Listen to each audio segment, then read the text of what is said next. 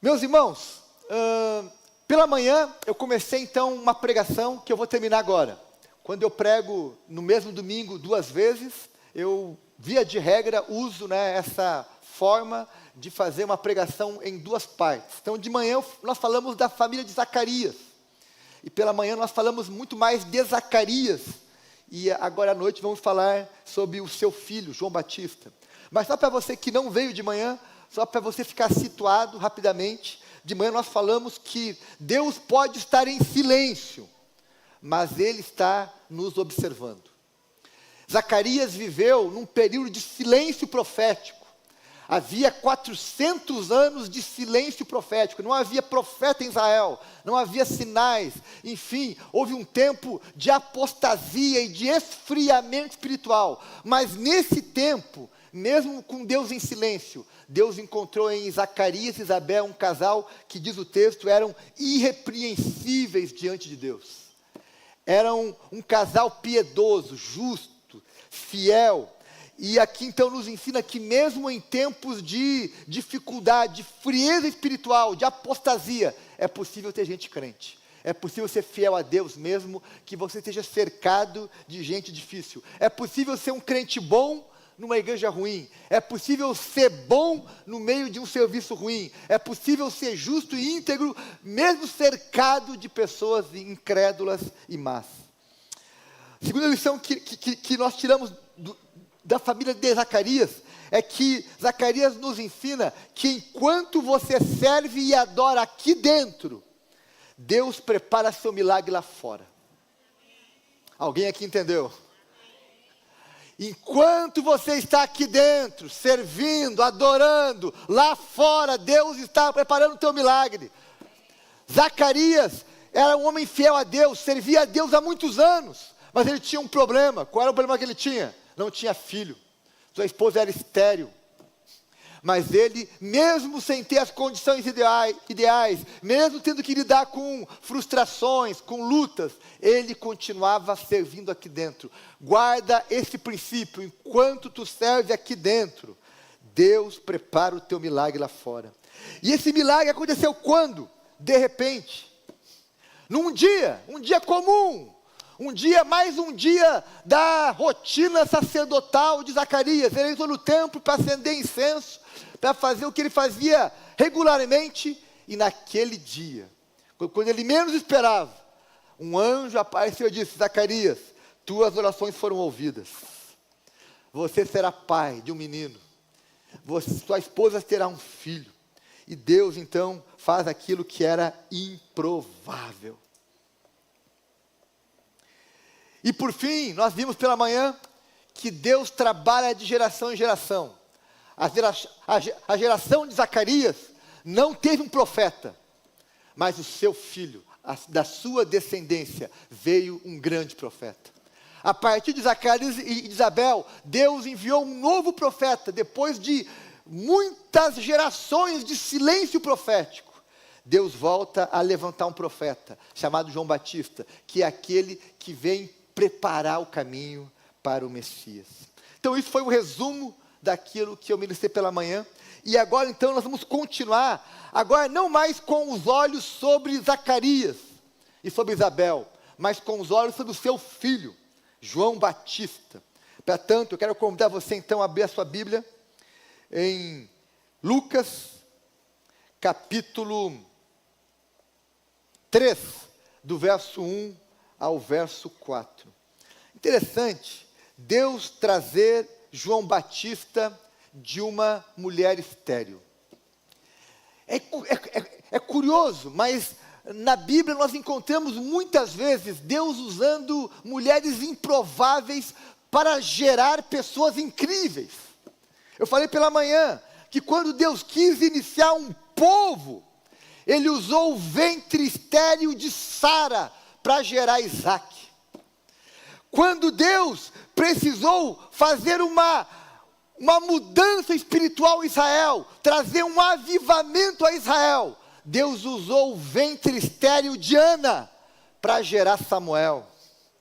Quando Deus precisou libertar Israel da opressão dos filisteus, Deus usou o ventre da esposa de Manoá, uma mulher estéril, para trazer Sansão.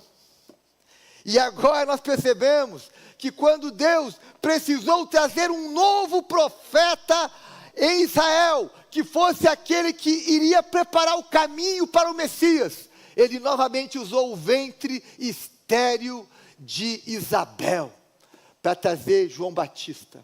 É incrível como Deus usa mulheres improváveis para gerar pessoas extraordinárias.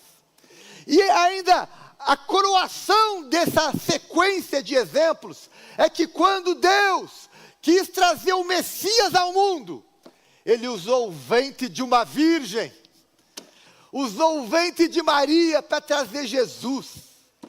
Deus dos improváveis, Deus que usa mulheres improváveis para fazer coisas extraordinárias. E agora então chegou a vez de Isabel gerar João, o último profeta antes da vinda do Messias. Vamos ler o que a Bíblia fala em Lucas capítulo 3, do verso 1 ao verso 4, sobre João Batista. Vamos ver o que aqui Lucas escreve acerca de João Batista. Lucas, nós sabemos, era um historiador.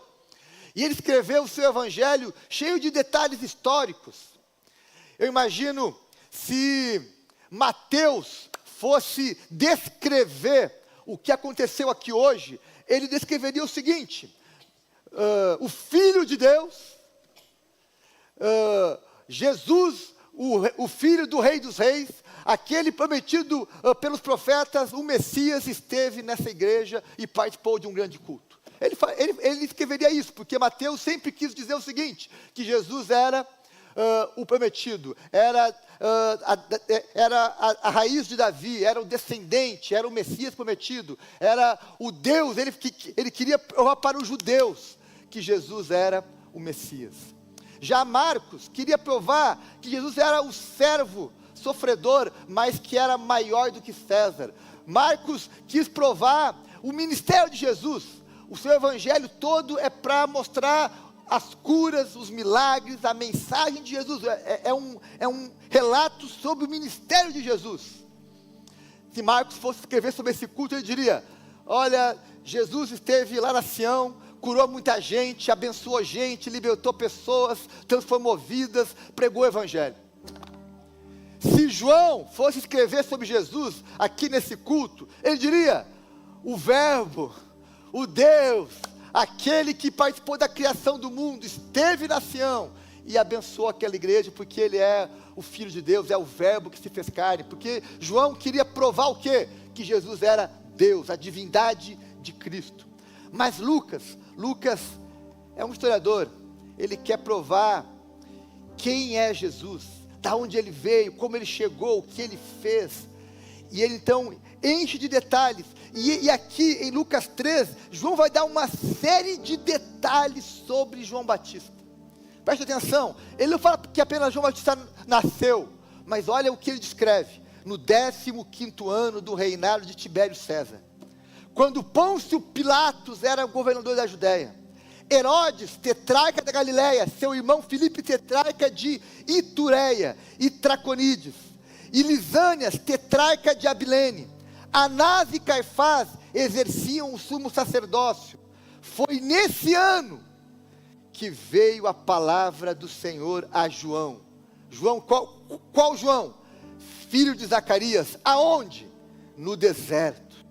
Ele percorreu toda a região próxima ao Jordão, pregando um batismo de arrependimento para o perdão dos pecados, como está escrito no livro das palavras de Isaías, o profeta: voz do que clama no deserto, preparem o caminho para o Senhor, façam veredas retas para eles. Lucas 3, aliás 3, de 1 a 4. Olha os detalhes. Lucas se preocupa em colocar João durante qual a época que ele atuou, onde ele atuou, quem era o governador, quem era o sumo sacerdote. Inclusive aqui, ele já fala da apostasia, porque havia 2 sumos sacerdotes, só deveria haver um. Se há 2 é porque há problemas. Mas enfim, ele faz questão de dizer onde João Batista atuou, onde ele pregou, quem era o seu público, quem foi testemunha disso. E é assim que Lucas começa a sua narrativa sobre João Batista. Tudo isso ele começa para dizer quem era João Batista.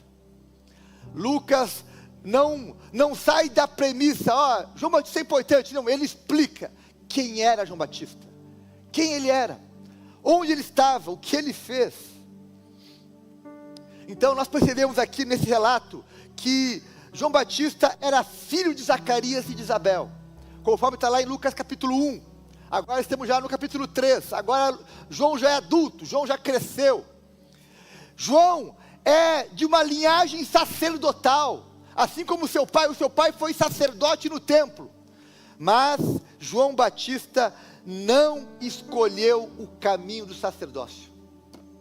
João Batista não quis seguir os passos do pai.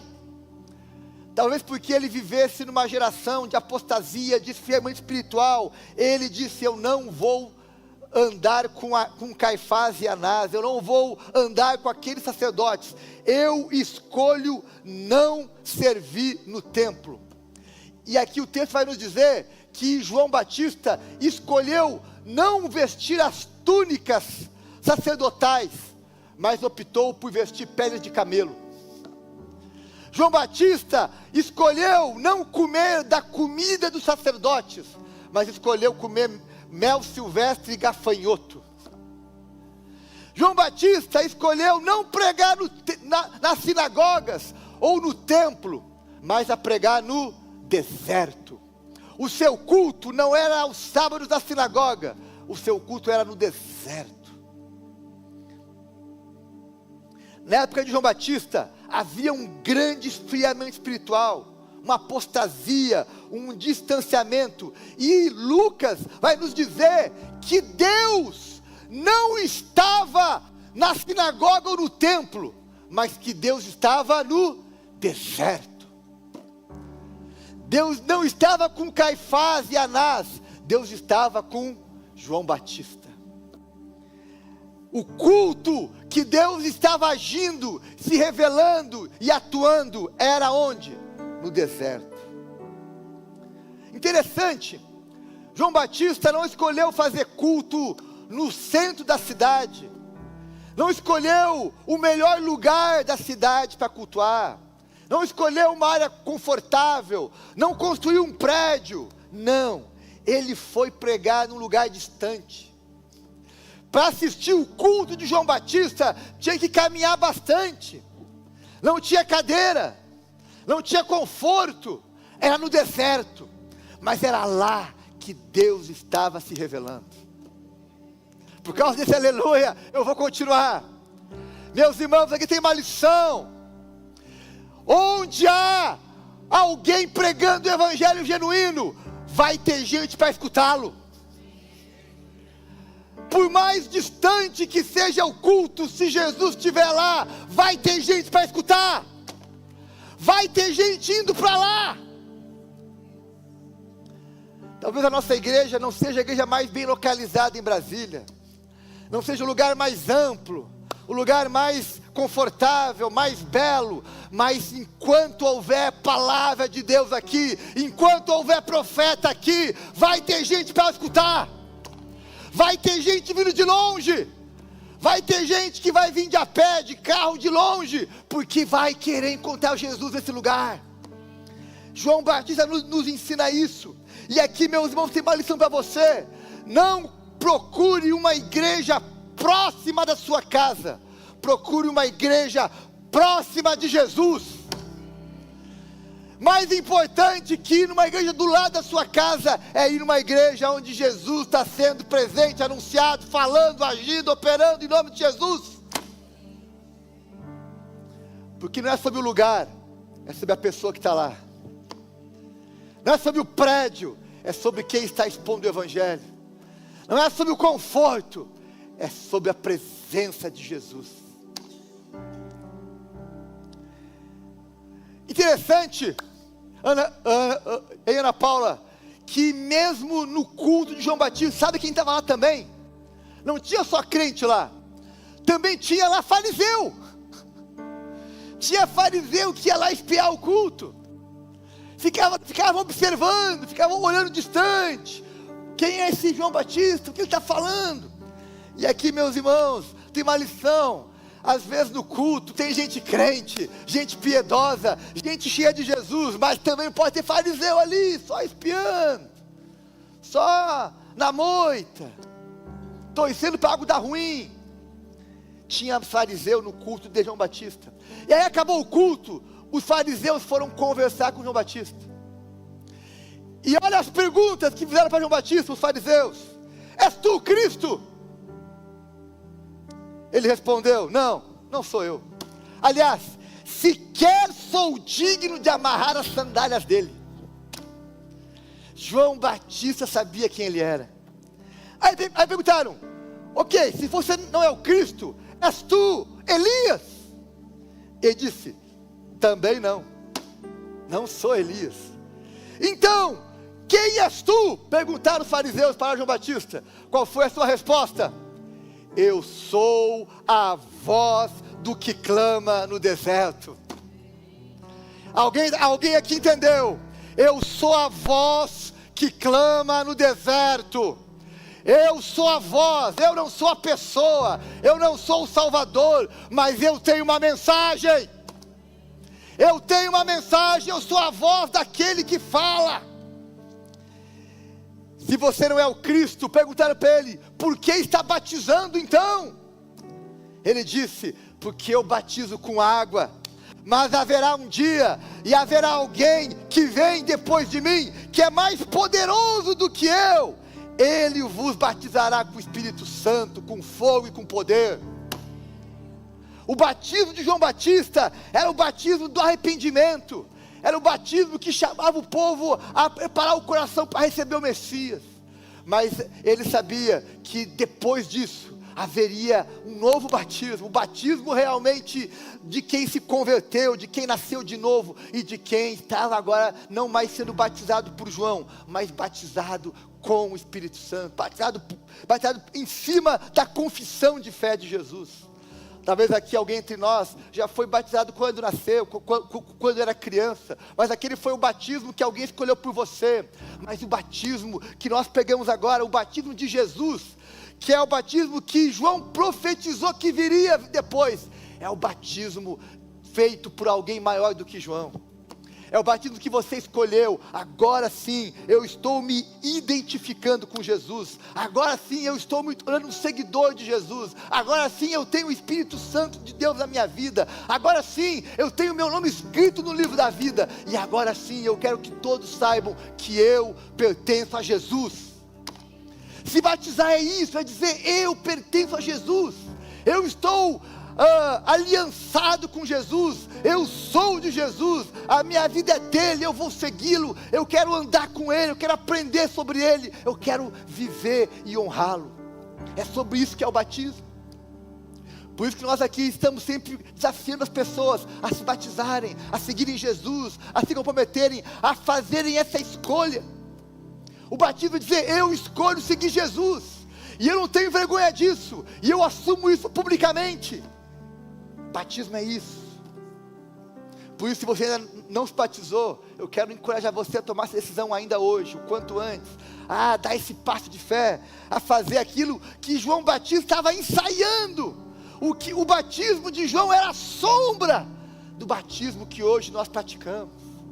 Por isso que quando Jesus estava encerrando o seu ministério, ele falou aos seus discípulos: portanto vão, pregue o evangelho a toda criatura, batizando-os em nome do Pai, do Filho e do Espírito Santo, e ensinando-os a obedecer a tudo que eu os tenho ordenado, e eu estarei com vocês até o final dos tempos. Amém, gente? João Batista sabia quem ele era. Sabia quem ele era. Ele não teve medo de ir para o deserto, não teve medo de vestir roupa simples, comer comida simples, viver longe ele não se preocupou em ser famoso, em ser popular, em ter conforto. Ele se preocupou em ser a voz. Eu vou ser a voz. Ei, se você quer ser alguém relevante na tua geração, seja a voz de Jesus. Seja a voz de Jesus onde você está. Abre a sua boca e diga: eu sou a voz de Jesus nesse lugar. Seja a voz. João Batista diz: quem você é? Eu sou a voz. Eu sou a voz. Não importa a roupa que eu visto, não importa onde eu estou, importa que eu sou a voz. Eu sou a voz daquele que clama no deserto. E qual era a mensagem de João Batista? Já que ele era a voz, qual era a sua mensagem? Simples, curta, direta. A mensagem de João Batista era: arrependei-vos. Arrependei-vos. Essa era a sua mensagem. E ele era tão ousado e tão direto, Rodrigo, que ele dizia: raça de víboras. Imagina que um pregador chamando você de raça de víboras. Bem, esse era o culto do irmão João Batista. Raça de víboras, arrependam-se, deixem os seus maus caminhos, tragam fruto de arrependimento. Essa era a mensagem de João Batista. Ele convocava as pessoas a se arrependerem, e não só se arrependerem de uma forma assim, simbólica, não, mas ele dizia: vocês têm que mostrar fruto de arrependimento. E essa era a consequência da pregação dele. Quem se arrependeu vai dar fruto de arrependimento. Amém, gente? Meus irmãos, eu sou pastor há muito tempo.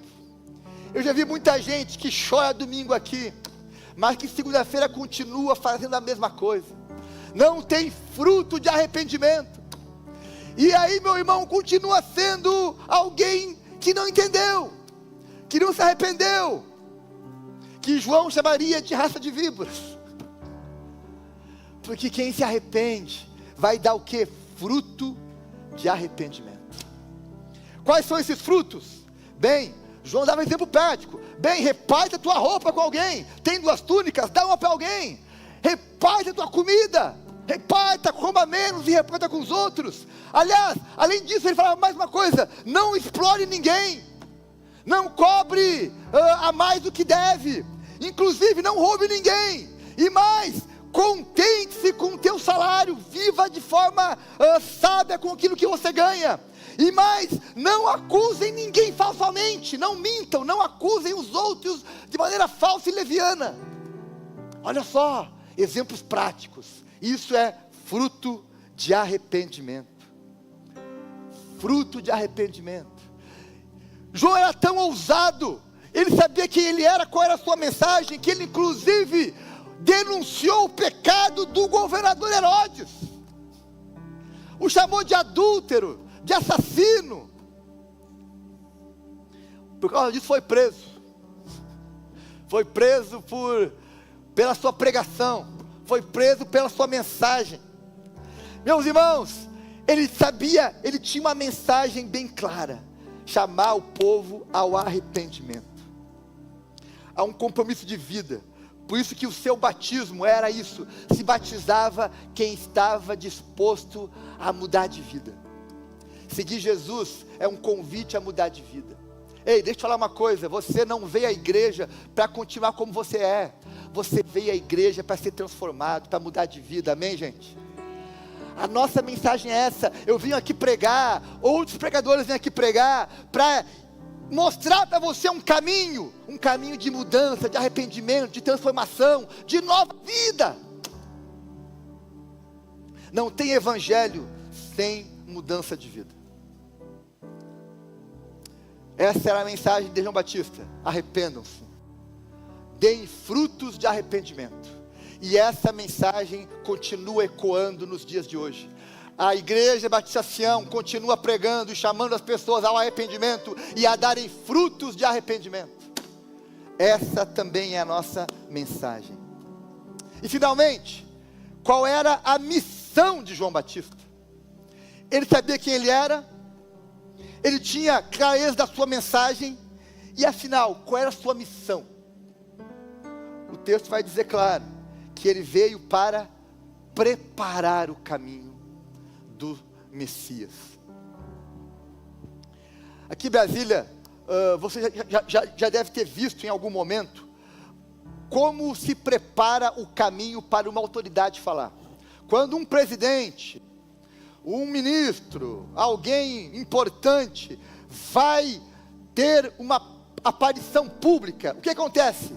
Alguns dias antes, vai para lá uma equipe de segurança, vão lá ver, pensar o perímetro, vão pensar onde ele vai falar, qual vai ser o som, qual vai ser a rota de fuga, quem vai estar posicionado aonde, quem vai poder entrar, quem não pode entrar, que horas vai começar, enfim, há toda uma preparação para que aquela autoridade chegue e possa participar de algum evento no dia combinado. Eu já vi isso em Porto Alegre, aqui em Brasília também, né? Muita gente indo na frente, preparar o caminho para que alguma autoridade possa falar. Bem, do ponto de vista espiritual, foi mais ou menos isso que Deus mandou João Batista fazer. Deus disse o seguinte: eu vou levantar um profeta, eu vou enviar um profeta que vai preparar o coração do povo para ouvir a mensagem do Messias. João Batista foi essa pessoa que foi à frente, preparar o caminho, preparar o coração, chamar o povo a se arrepender, chamar o povo a voltar a buscar Deus. Lembra que antes de João Batista havia um tempo de esfriamento espiritual. Então Deus levanta João Batista para justamente combater esse esfriamento e chamar o povo de volta para a presença de Deus, para que o povo colocasse a sua vida em ordem, para que o povo se arrependesse, para que o povo se quebrantasse, para que o povo se preparasse para receber o Messias. E essa foi a missão de João Batista. E João Batista usou uma palavra, a missão dele foi em cima de uma palavra.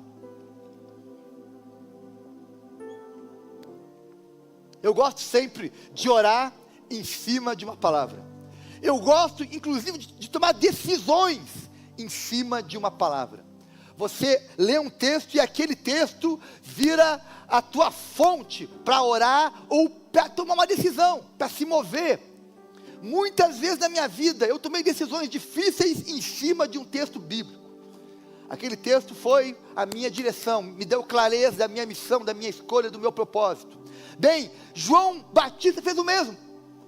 Ele tinha um texto, o texto base, o texto do seu ministério. Isaías 40, verso 4 e verso 5, diz assim: todos os vales serão levantados, todos os montes e colinas serão aplanados, os terrenos acidentados se tornarão planos, as escarpas serão niveladas, a glória do Senhor será revelada, e juntos todos a verão, pois é o Senhor quem fala. Nossos irmãos lá do Diante do Trono pegaram esse texto e transformaram numa canção. Quem conhece essa canção? Quem conhece, canta comigo. Canta, Rodrigo. Uma voz clama no deserto, uma voz clama no deserto.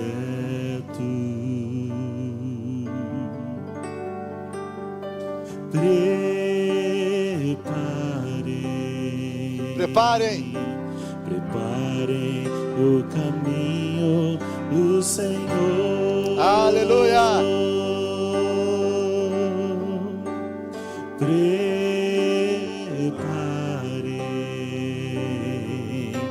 Preparem o caminho do Senhor. Aleluia. Glória a Deus.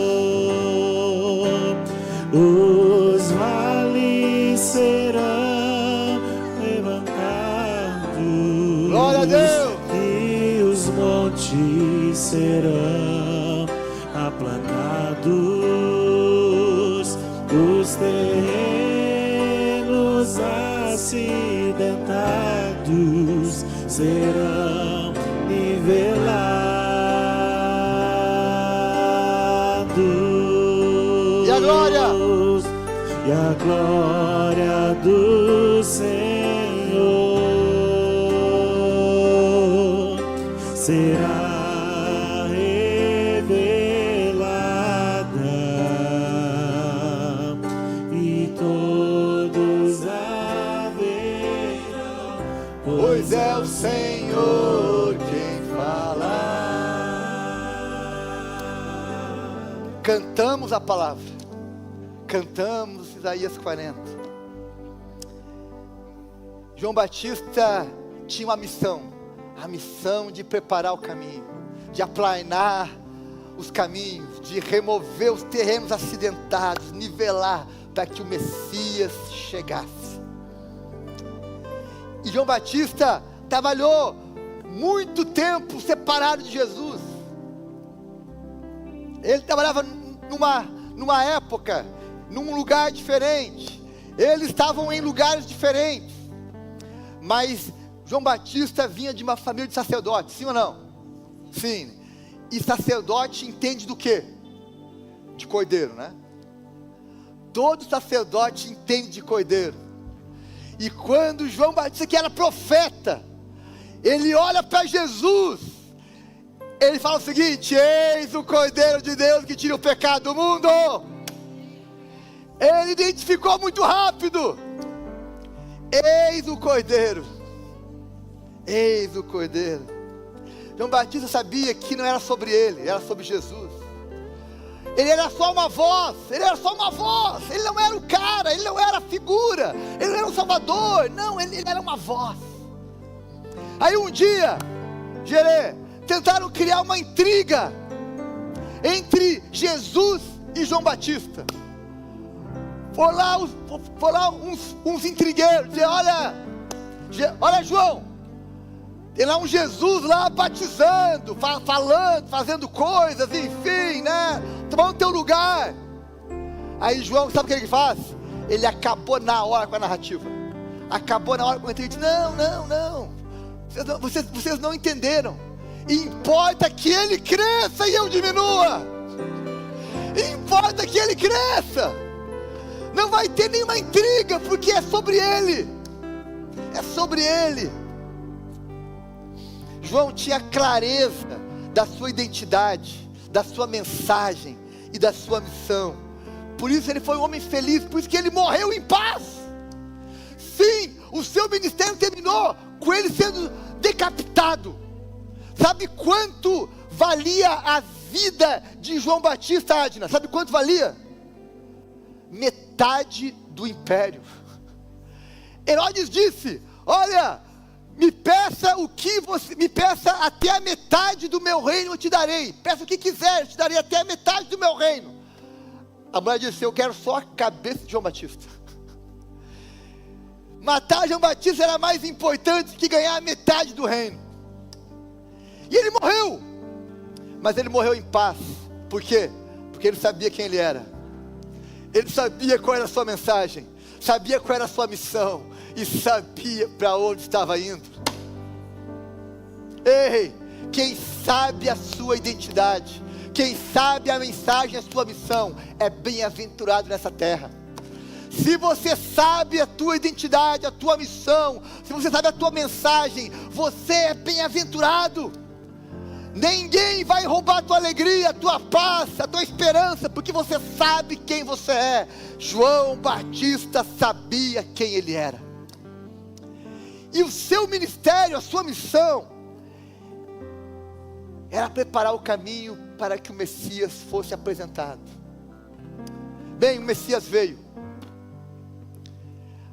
cumpriu o seu ministério. O Messias cresceu, pregou, fez feitos incríveis e foi sacrificado em nosso lugar. O Messias morreu conforme ele havia se disposto, mas ele também ressuscitou.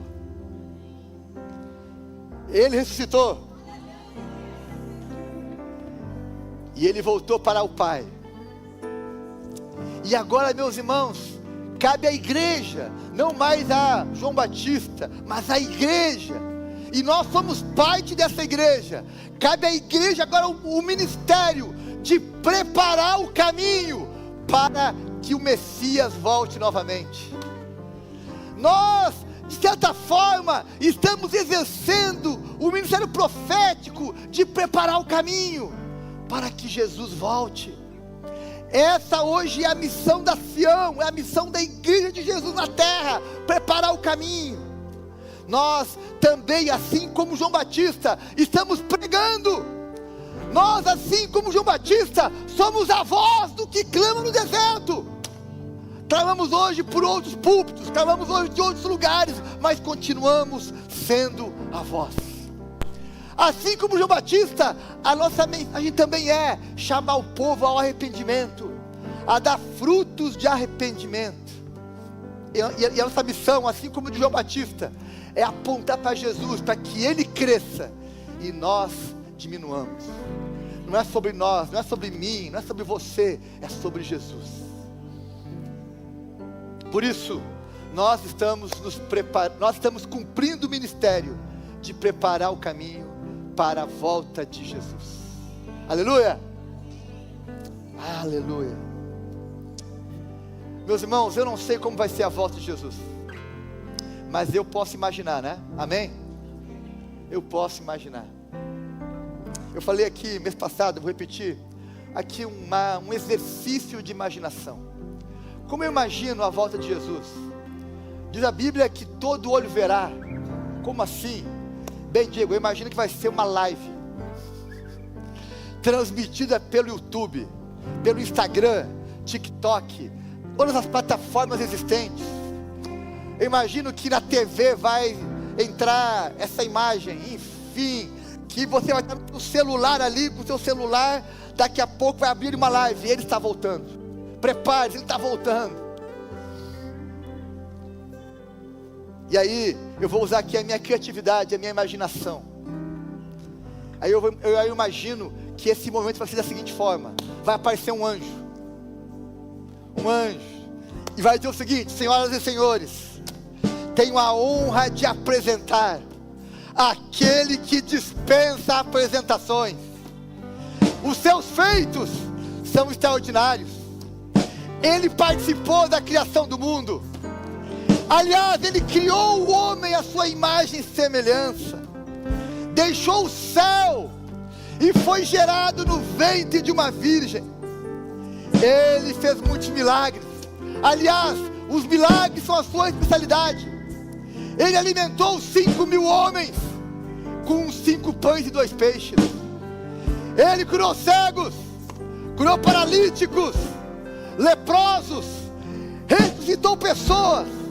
E por amor à humanidade, deu a sua vida em resgate de muitos. Morreu por nós, na cruz do Calvário. Mas ao terceiro dia, ressuscitou e voltou para a direita do Pai.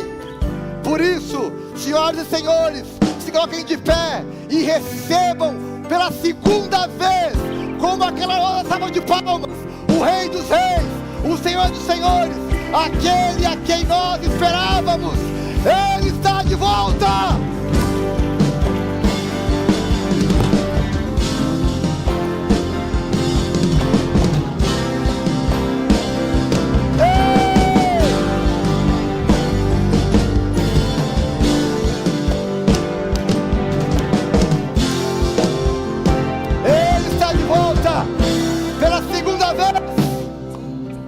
Aleluia.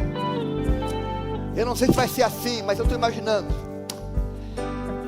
Eu queria que você cultivasse no teu coração essa consciência de que nós estamos preparando o caminho para que o Messias volte. Essa é a nossa missão: preparar o caminho, ser a voz que clama. Ele voltará, prepara o teu caminho, Ele voltará.